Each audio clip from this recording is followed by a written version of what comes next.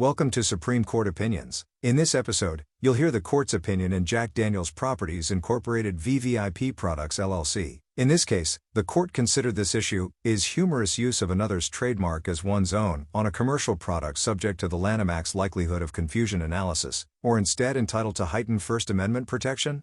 The case was decided on June 8, 2023. The Supreme Court held that the parodic use of another's trademark as one's own on a commercial product is subject to the Lanham Act's likelihood of confusion analysis, not the threshold Rogers test, and is not automatically excluded from a claim of trademark dilution. Justice Elena Kagan authored the unanimous opinion of the court.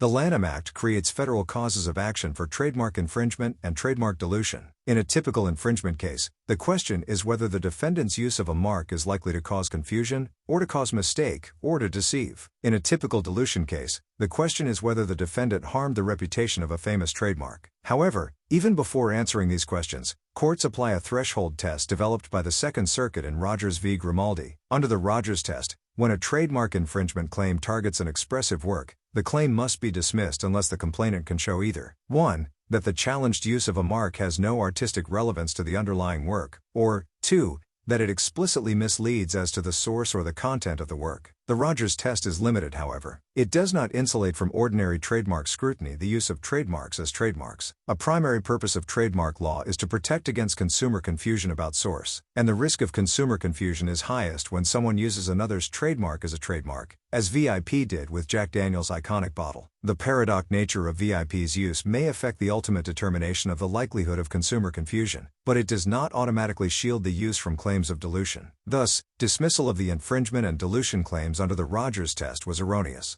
Justice Sonia Sotomayor authored a concurring opinion, in which Justice Samuel Alito joined, to warn courts to view surveys, such as the one provided as evidence of consumer confusion in this case, with caution, and as merely one piece of a multifaceted analysis of the likelihood of confusion. Justice Neil Gorsuch authored a concurring opinion, in which Justices Clarence Thomas and Amy Coney Barrett joined. Although the court's decision left the Rogers test intact, Justice Gorsuch warned lower courts to view it with care, and expressed doubt that Rogers is correct in all its particulars. The opinion is presented here in its entirety, but with citations omitted. If you appreciate this episode, please subscribe. Thank you. Justice Kagan delivered the opinion of the court. This case is about dog toys and whiskey, two items seldom appearing in the same sentence. Respondent VIP Products makes a squeaky, chewable dog toy designed to look like a bottle of Jack Daniel's whiskey, though not entirely. On the toy, for example, the words Jack Daniels become Bad Spaniels, and the descriptive phrase, Old No. 7 brand Tennessee Sour Mash Whiskey turns into the Old No. 2 on your Tennessee carpet. The jokes did not impress petitioner Jack Daniel's Properties. It owns trademarks in the distinctive Jack Daniel's bottle, and in many of the words and graphics on the label, and it believed Bad Spaniels had both infringed and diluted those trademarks. Bad Spaniels had infringed the marks, the argument ran, by leading consumers to think that Jack Daniels had created, or was otherwise responsible for, the dog toy, and Bad Spaniels had diluted the marks, the argument went on, by associating the famed whiskey with, well, dog excrement. The Court of Appeals, in the decision we review, saw things differently. Though the federal trademark statute makes infringement turn on the likelihood of consumer confusion, the Court of Appeals never got to that issue. On the court's view, the First Amendment compels a stringent threshold test when an infringement suit challenges a so-called expressive work. Here, so said the court, the Bad Spaniels toy. And that test knocked out Jack Daniel's claim, whatever the likelihood of confusion. Likewise, Jack's dilution claim failed, though on that issue the problem was statutory. The trademark law provides that the non-commercial use of a mark cannot count as dilution. The Bad Spaniels marks, the court held, fell within that exemption because the toy communicated a message, a kind of parody, about Jack Daniels. Today, we reject both conclusions. The infringement issue is the more substantial. In addressing it, we do not decide whether the threshold inquiry applied in the Court of Appeals is ever warranted. We hold only that it is not appropriate when the accused infringer has used a trademark to designate the source of its own goods. In other words, has used a trademark as a trademark. That kind of use falls within the heartland of trademark law, and does not receive special First Amendment protection.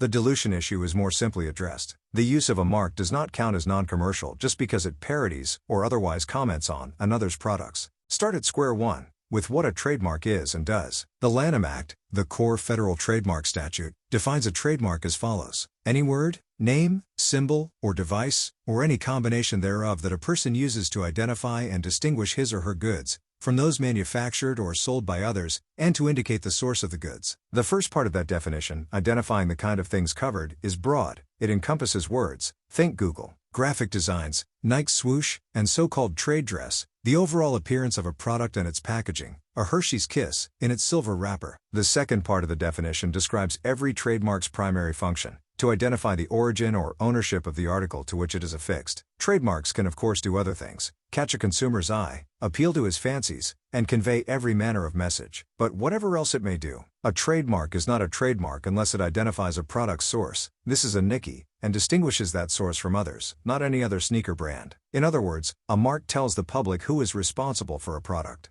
In serving that function, trademarks benefit consumers and producers alike. A source identifying mark enables customers to select the goods and services that they wish to purchase, as well as those they want to avoid. The mark quickly and easily assures a potential customer that this item, the item with this mark, is made by the same producer as other similarly marked items that he or she liked, or disliked, in the past. And because that is so, the producer of a quality product may derive significant value from its marks. They ensure that the producer itself, and not some imitating competitor, will reap the financial rewards associated with the product's good reputation.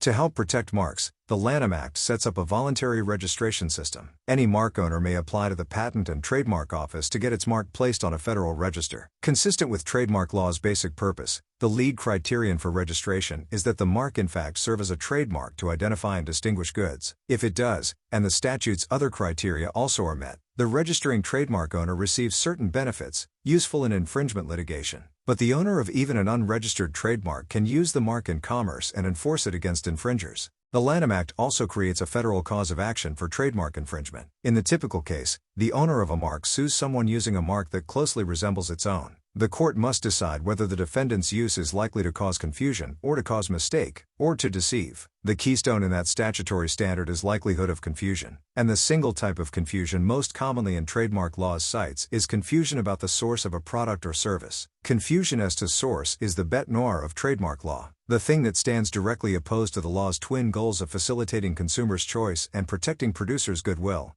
Finally, the Lanham Act creates a cause of action for the dilution of famous marks, which can succeed without likelihood of confusion. A famous mark is one widely recognized by the public as designating the source of the mark owner's goods. Dilution of such a mark can occur by tarnishment, as well as by blurring, not relevant here. As the statute describes the idea, an association arising from the similarity between two marks, one of them famous, may harm the reputation of the famous mark, and thus make the other mark's owner liable. But there are exclusions, categories of activity not actionable as dilution. One exclusion protects any non-commercial use of a mark. Another protects a fair use of a mark in connection with parodying, criticizing, or commenting upon the famous mark owner or its goods. The fair use exclusion, though, comes with a caveat. A defendant cannot get its benefit, even if engaging in parody, criticism, or commentary, when using the similar-looking mark as a designation of source for the defendant's own goods. In other words, the exclusion does not apply if the defendant uses the similar mark as a mark.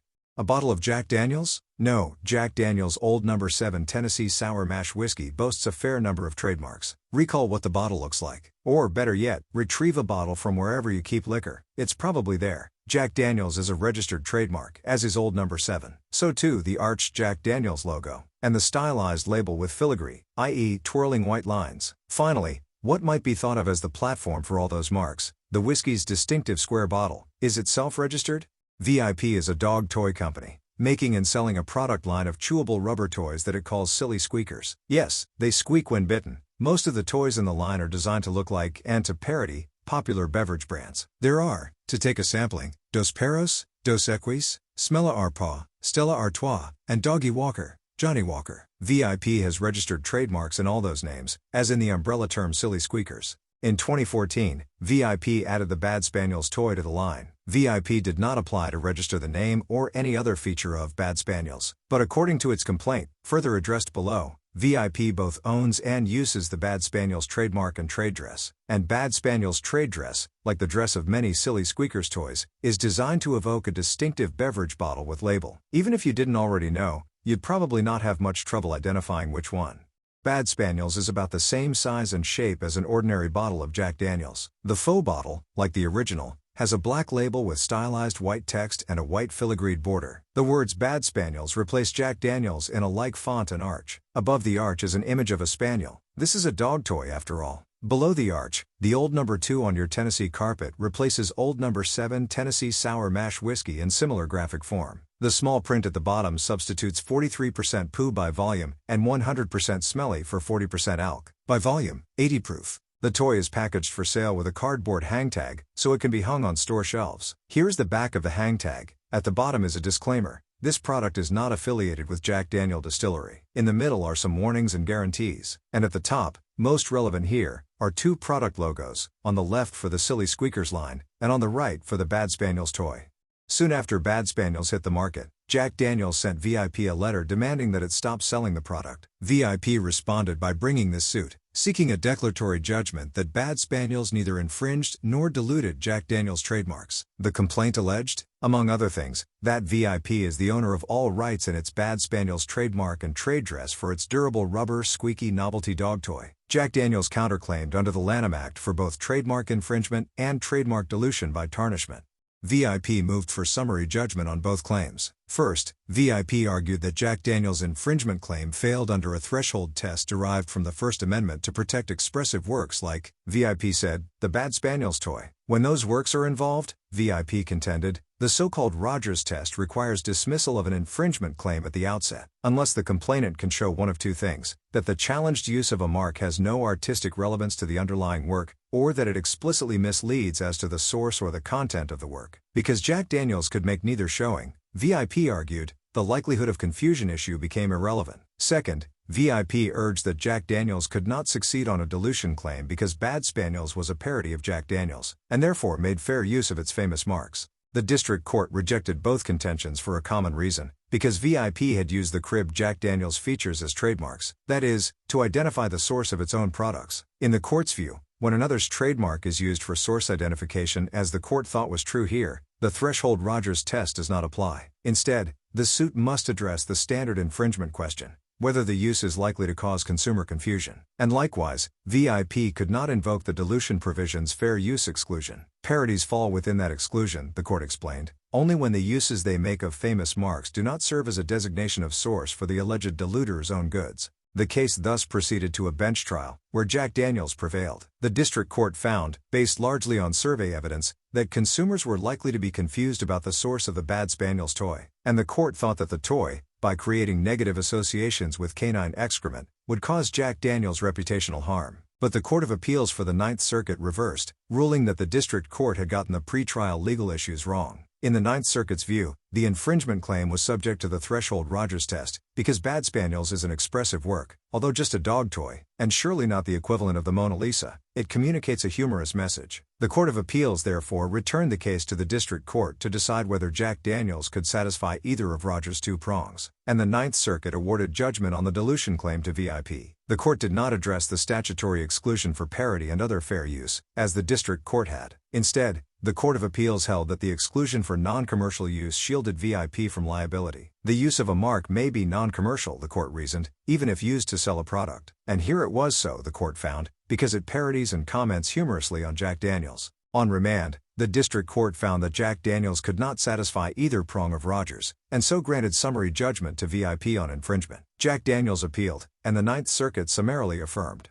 We then granted certiorari to consider the Court of Appeals rulings on both infringement and dilution. Our first and more substantial question concerns Jack Daniels' infringement claim. Should the company have had to satisfy the Rogers threshold test before the case could proceed to the Lanham Act's likelihood of confusion inquiry? The parties addressed that issue in the broadest possible way, either attacking or defending Rogers in all its possible applications. Today, we choose a narrower path. Without deciding whether Rogers has merit in other contexts, we hold that it does not when an alleged infringer uses a trademark in the way the Lanham Act most cares about, as a designation of source for the infringer's own goods. VIP used the marks derived from Jack Daniels in that way, so the infringement claim here rises or falls on likelihood of confusion. But that inquiry is not blind to the expressive aspect of the Bad Spaniels toy that the Ninth Circuit highlighted. Beyond source designation, VIP uses the marks at issue in an effort to parody or make fun of Jack Daniels. And that kind of message matters in assessing confusion because consumers are not so likely to think that the maker of a mocked product is itself doing the mocking.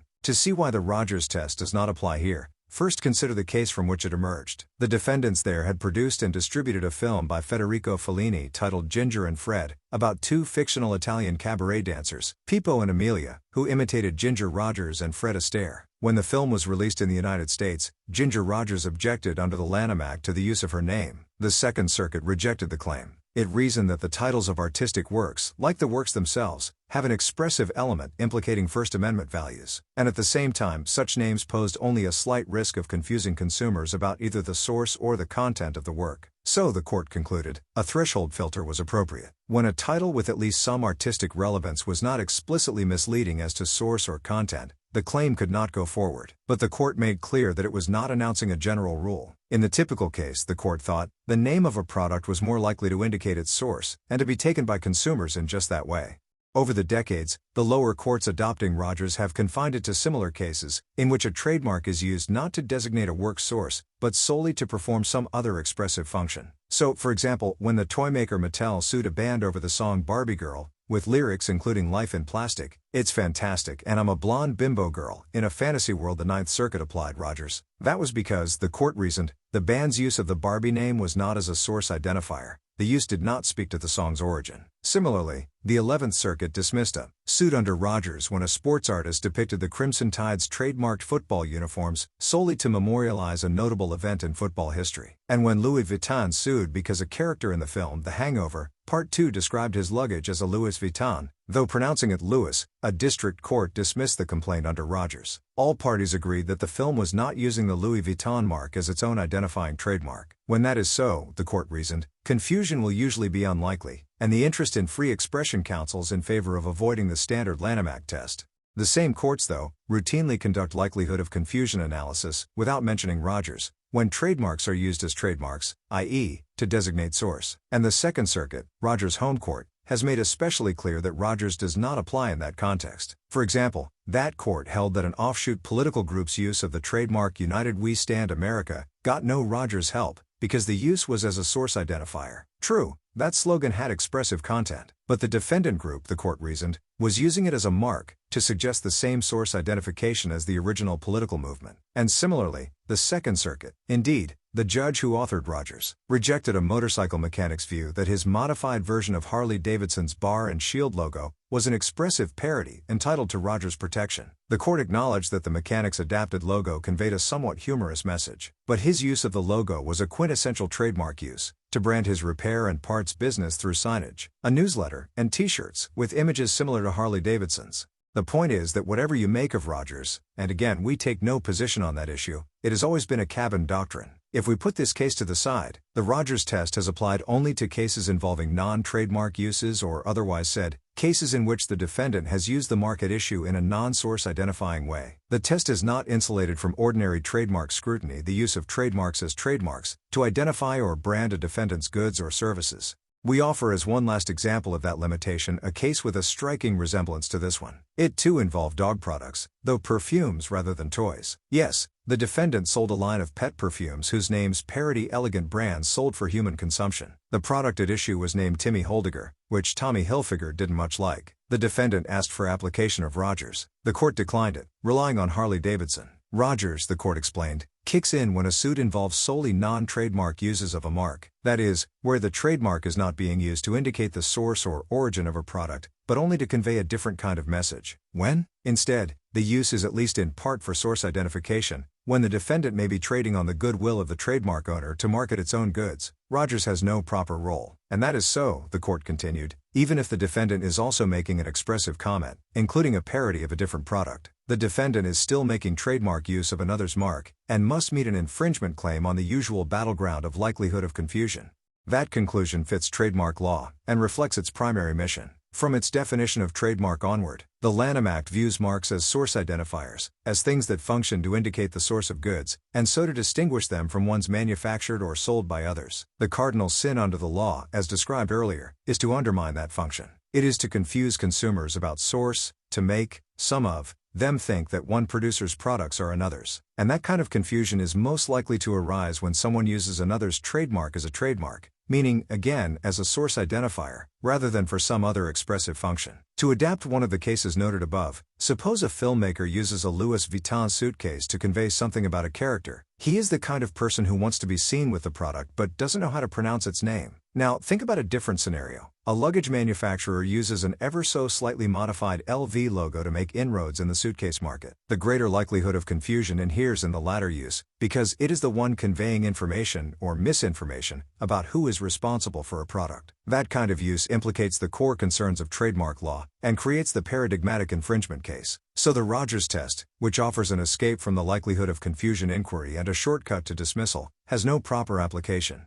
Nor does that result change because the use of a mark has other expressive content, i.e., because it conveys some message on top of source. Here is where we most dramatically part ways with the Ninth Circuit, which thought that because Bad Spaniels communicates a humorous message, it is automatically entitled to Rogers protection. On that view, Rogers might take over much of the world, for trademarks are often expressive in any number of ways. Consider how one liqueur brand's trade dress, beyond identifying source, tells a story, with a bottle in the shape of a friar's habit connoting the product's olden monastic roots. Or take a band name that not only identifies the band but expresses a view about social issues. Or note how a mark can both function as a mark and have parodic content, as the court found in the Hilfiger/Holdiger litigation. The examples could go on and on. As a leading treatise puts the point, the Ninth Circuit's expansion of Rogers potentially encompasses just about everything because names, phrases, symbols, designs, and their varied combinations often contain some expressive message unrelated to source. That message may well be relevant in assessing the likelihood of confusion between two marks, as we address below, but few cases would even get to the likelihood of confusion inquiry if all expressive content triggered the Rogers filter. In that event, the Rogers exception would become the general rule, in conflict with courts' long-standing view of trademark law.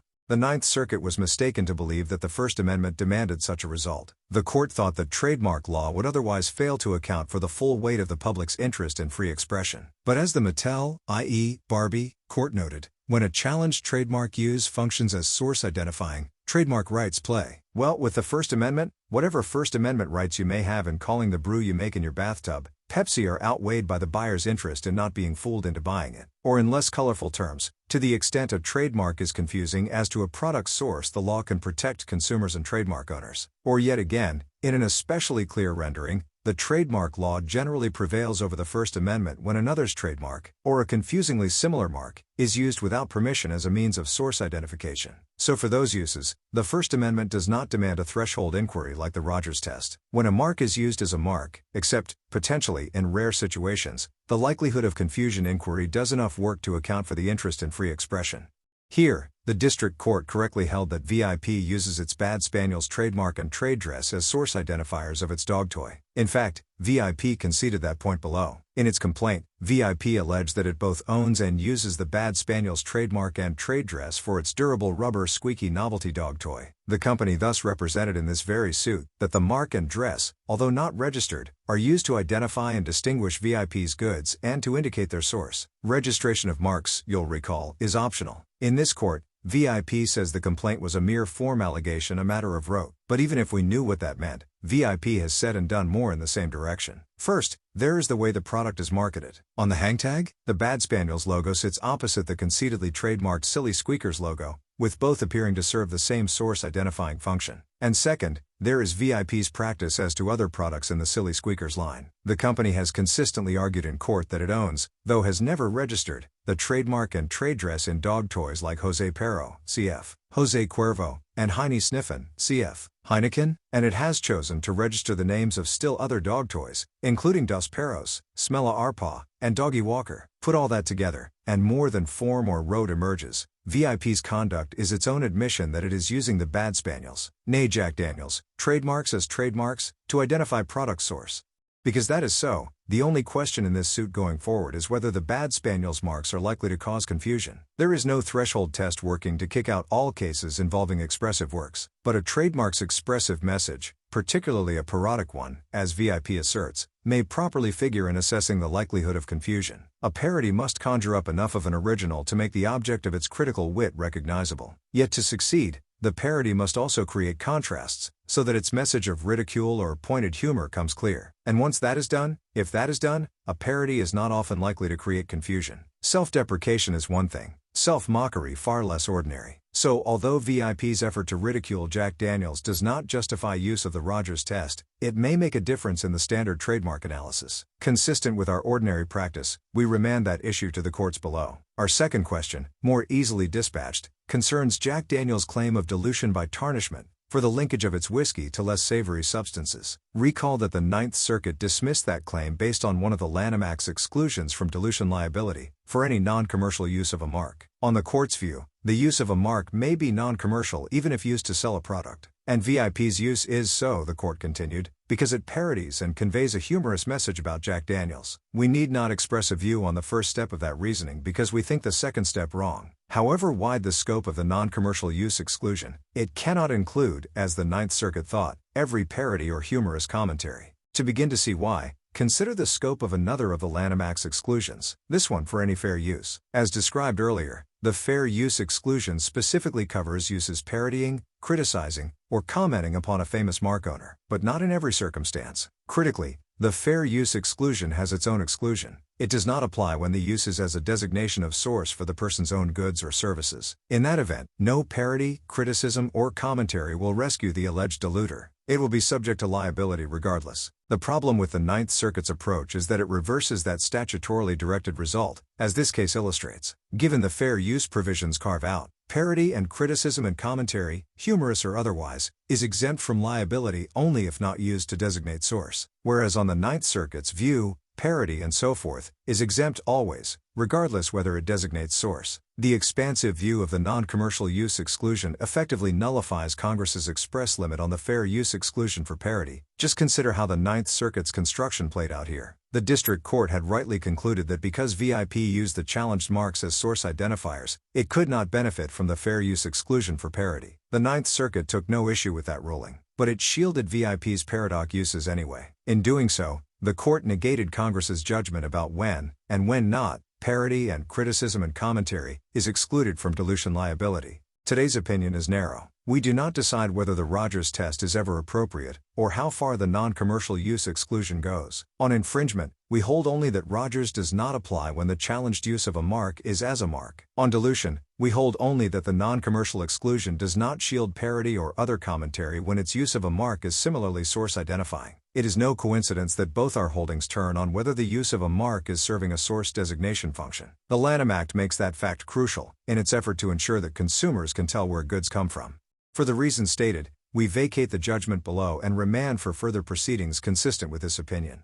It is so ordered. Justice Sotomayor, with whom Justice Alito joins, concurring.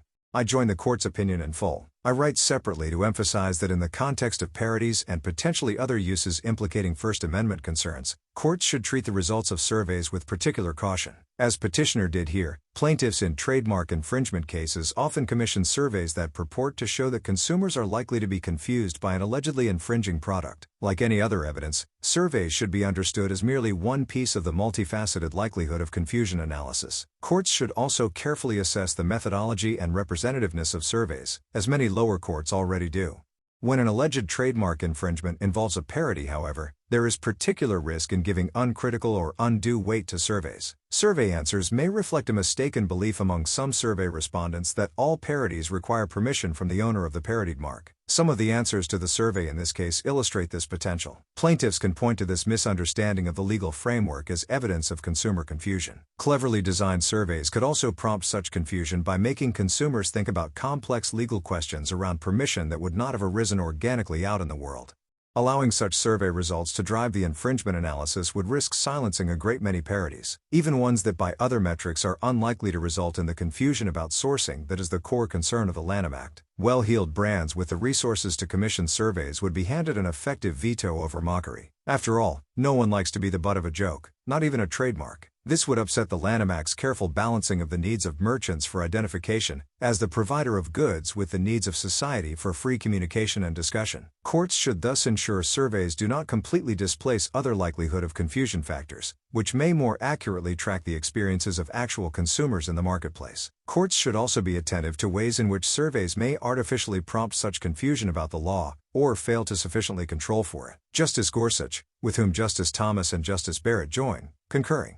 I am pleased to join the court's opinion. I write separately only to underscore that lower court should handle Rogers v. Grimaldi with care. Today the court rightly concludes that, even taken on its own terms, Rogers does not apply to cases like the one before us. But in doing so, we necessarily leave much about Rogers unaddressed. For example, it is not entirely clear where the Rogers test comes from. Is it commanded by the First Amendment, or is it merely gloss on the Lanham Act, perhaps inspired by constitutional avoidance doctrine? For another thing, it is not obvious that Rogers is correct in all its particulars. Certainly, the Solicitor General raises serious questions about the decision. All this remains for resolution another day, and lower courts should be attuned to that fact. Thanks for listening. This podcast is not affiliated with the United States Supreme Court or its staff in any way. The summary of this opinion given in the introduction was taken from the summary provided at oyez.org. Any mistakes in the opinion you just heard should be attributed to this podcast. If you would like to support my efforts to make Supreme Court opinions available to the public, please subscribe. Thank you.